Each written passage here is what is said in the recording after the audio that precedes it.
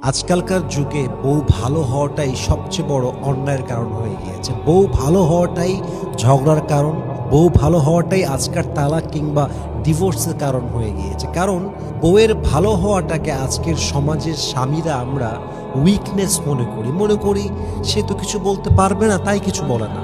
ওর তো কোনো যাওয়ার জায়গা না, ও যাবে কোথায় এখান থেকে? আমরা ইচ্ছা মতো এটাকে উইকনেস মনে করি। কিন্তু আমরা যদি একটা মুহূর্তের জন্য ভাবি যে আমার ওয়াইফটা চুপ থাকে কারণ সে দুর্বল তা নয়, বরং সে ভালোবাসে তাই সে চুপ থাকে। আমার ওয়াইফটা চুপ থাকে কারণটা হচ্ছে সে সংসারটা ধরে রাখতে চায়, ভালোবাসাটাকে আগলায় রাখতে চায়। কারো ভদ্রতাকে দুর্বলতা মনে করা এটা একটা মানুষের বোকামি ছাড়া আর কিছুই হতে পারে না, ঠিক কিনা বলেন?